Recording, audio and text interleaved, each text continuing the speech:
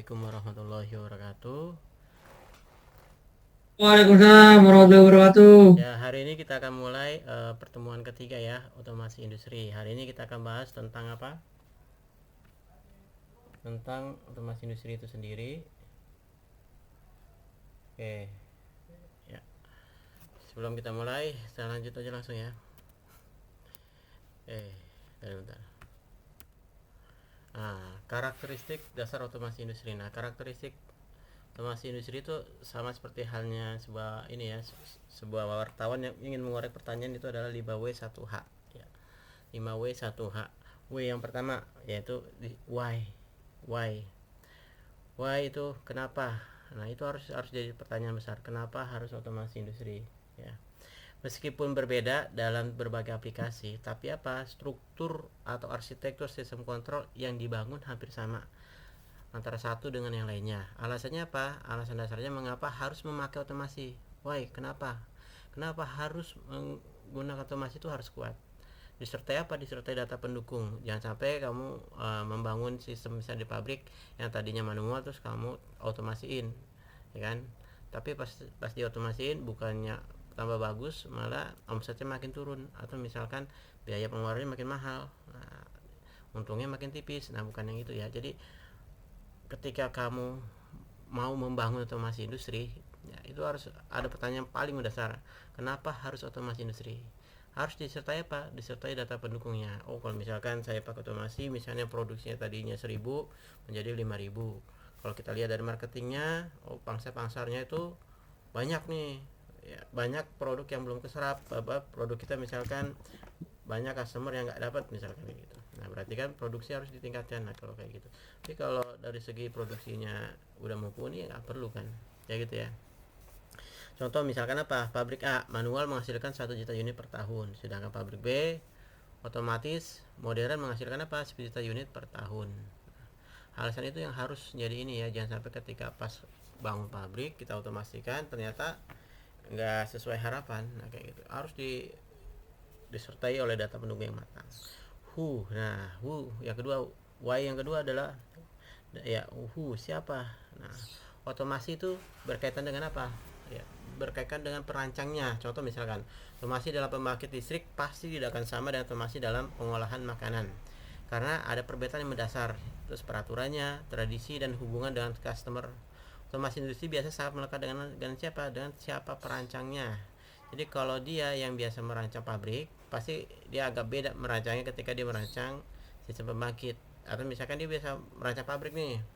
Nah, di gedung itu kan ada building automation system tuh. Nah, biasanya agak beda nanti merancangnya.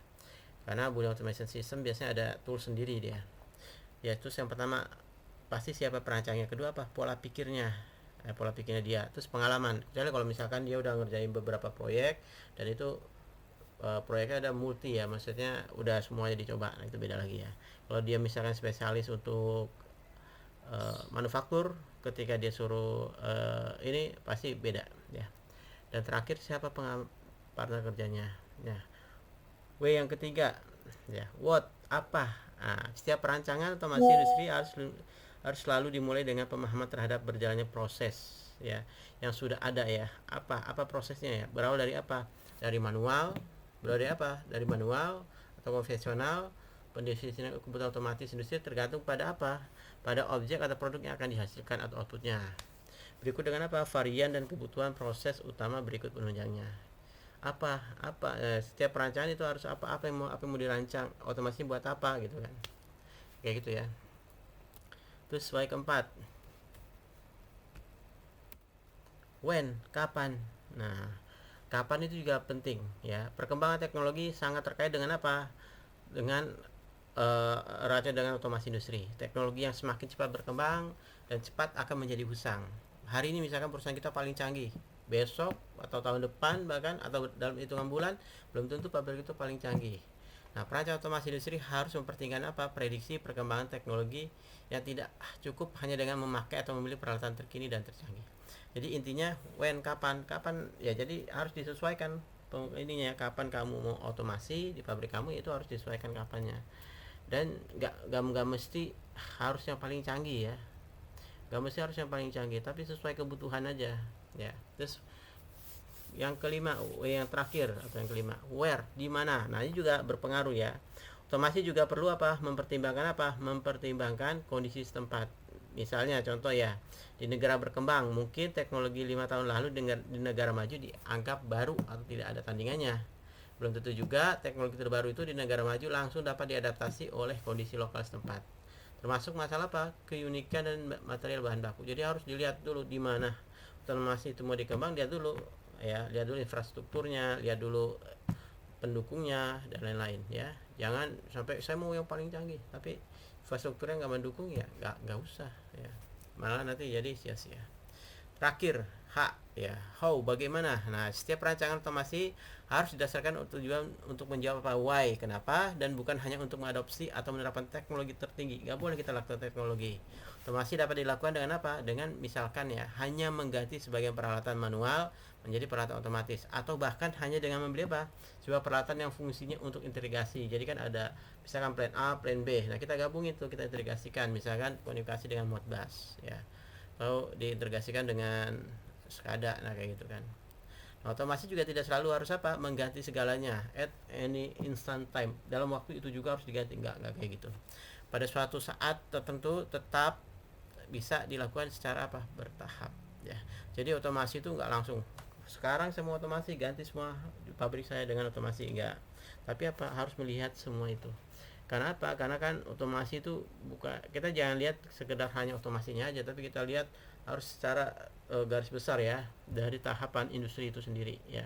Jangan sampai ya saya mau ganti semuanya harus otomasi industri, semua harus yang terbaru, tapi ketika diterapkan ternyata bukannya untung malah rugi ya.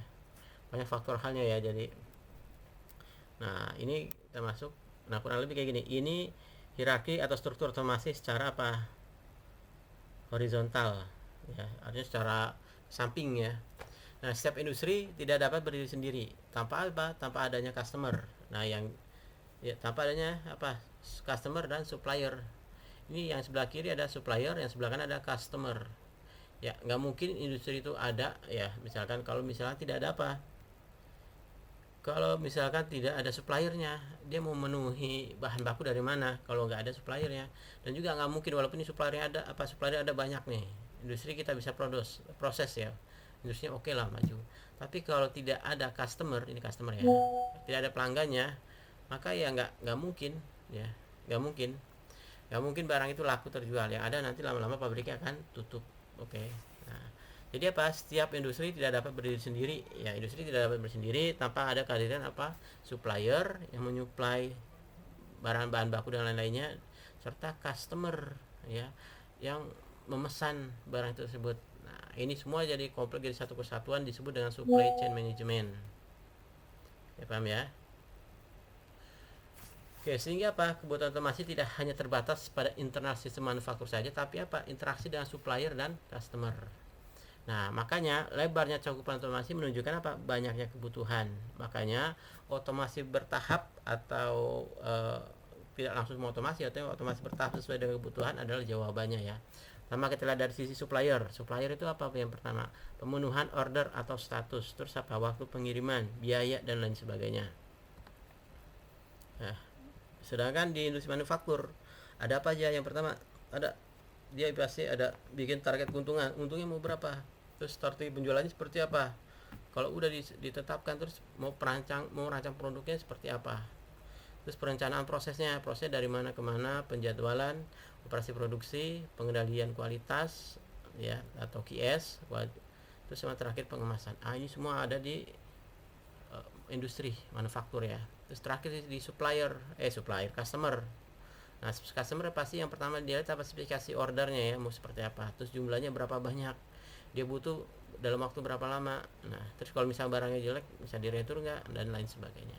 Kurang lebih hierarkis struktur yang secara horizontal ya, seperti ini ya. Jadi ada supplier, industri manufaktur, dan customer. Nah, PLC sendiri atau otomasi industri itu ada di sini, dan itu ya nggak semuanya ada di bagian bawah biasanya. Nah, sekarang ini secara horizontal, nah sekarang secara vertikal.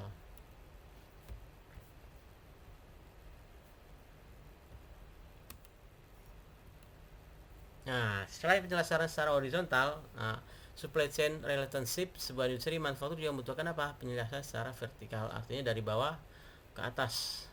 Ingat level yang paling bawah. Nah, ini level yang ini ya, otomasi industri. Jadi level yang paling bawah adalah level operasional. Itu ada sensor, ada actuator, PLC dan lain sebagainya. Terus di tahapan ini, di atasnya lagi kita masuk ke implementasi rencana manufacturing execution system. Oke, habis ini kita masuk lagi baru perencanaan manufaktur, terakhir ada penetapan strategi. Apa aja sih di sini semua? Yang pertama tuh ada apa? Perancangan produk. Dari perancangan produk kita merancang produknya udah jadi. Terus perencanaan manufaktur pabriknya mau seperti apa, kita mau bikin produk A misalkan. Nah, kalau kita mau bikin produk A ya, maka Si Pak Dani, ya. ada yang masih banyak yang kuliah di Oke, ACC Pak, pakai nah, email di luar kampus. sip.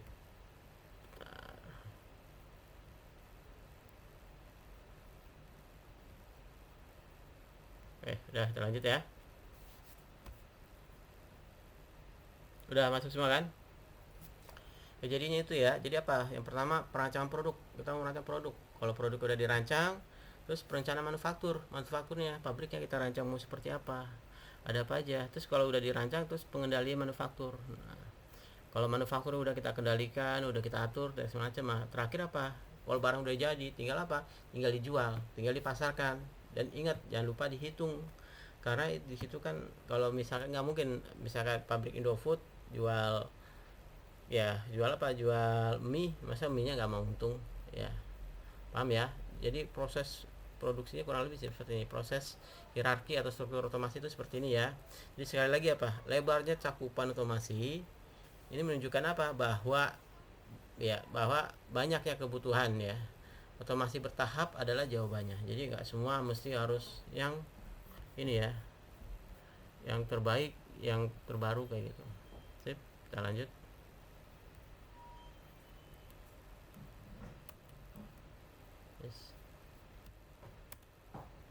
Nah, hierarki struktur otomasi industri itu ada beberapa level ya. Yang pertama level 0, level 1, level 2, 3 dan seterusnya. Kita lihat, nah levelnya kurang lebih sampai 5 ya.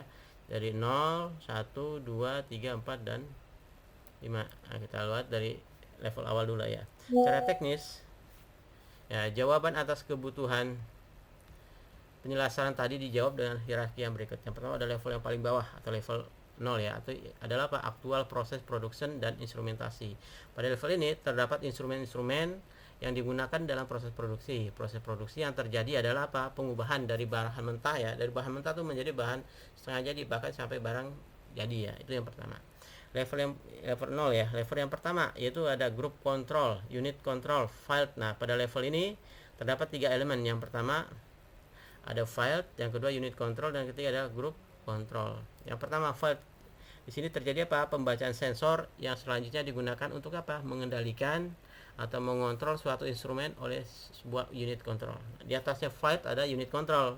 Unit control ini adalah apa, suatu perangkat untuk mengendalikan suatu instrumen tertentu.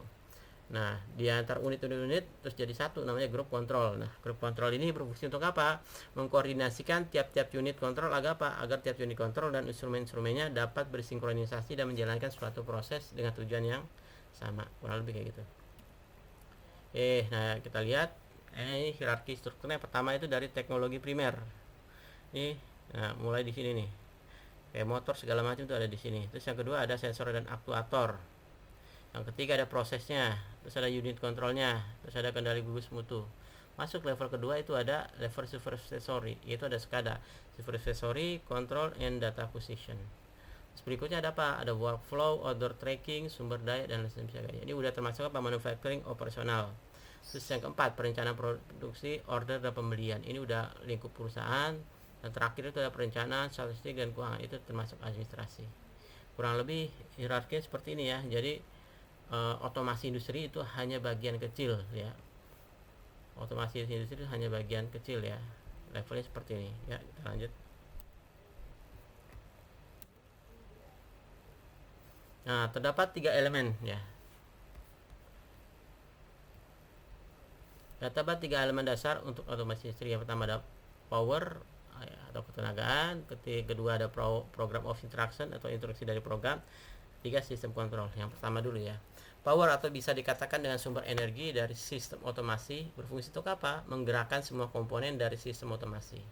Terus kedua, program of instruction, instruksi dari sebuah program. Proses kerja dari sistem otomasi mutlak apa? Memerlukan sistem kontrol baik menggunakan mekanis, elektronis atau maupun komputer.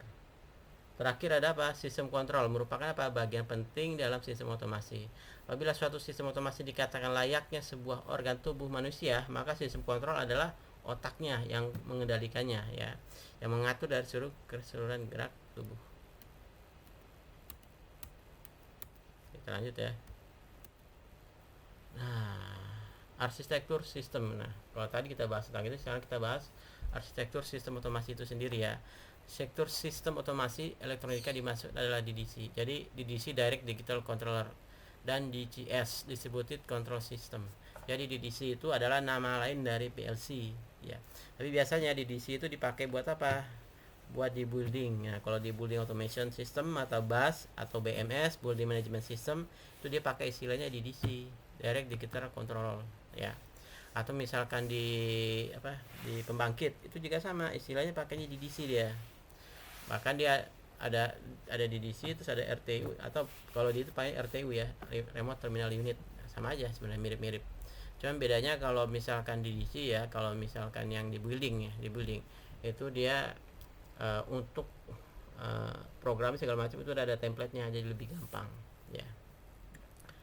Oke, paham ya? Sistem ini akan semakin kompleks ya dengan apa? Semakin besarnya jumlah variabel proses dan jumlah input atau output yang digunakan dalam melayani kebutuhan produksi dalam sistem, dalam industri ya. Unit yang ada pada DDC merupakan unit peralatan elektronik yang terdiri dari apa? Yang pertama, peralatan kontrol proses ya.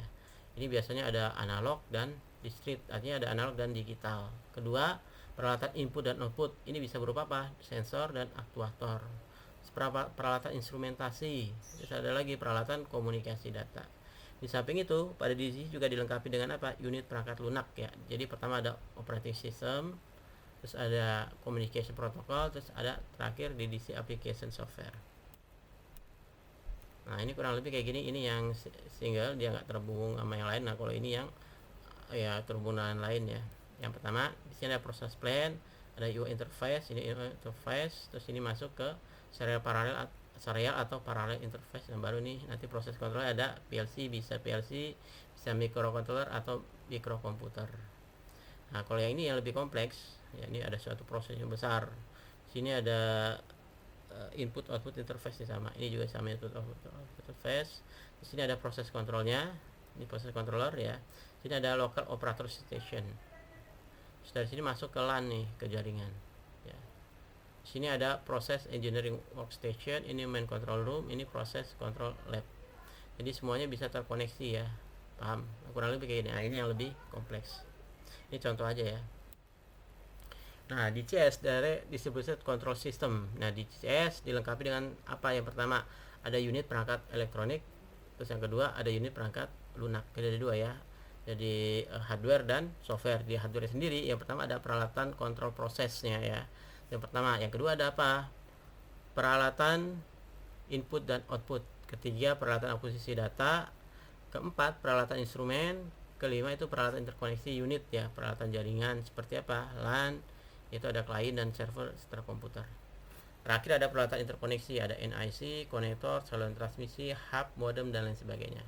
Nah, untuk perangkat lunak sendiri ada operating system software seperti komputer dan LAN. Terus ada apa? Communication protocol. Oke, terus ada lagi DCS application software, dan terakhir ada database dan information system. Oke, sampai sini ada pertanyaan? Nah, ada pertanyaan sampai sini? Oke, kalau nggak ada pertanyaan kita lanjut ya. Nah, setelah kita bahas tentang otomasi industri, nah sekarang kita bahas lebih ke PLC lagi ya. Kita balik ke PLC lagi. Kita akan mulai pertemuan ini dengan rangkaian logika. Oke, saya ini dulu bentar.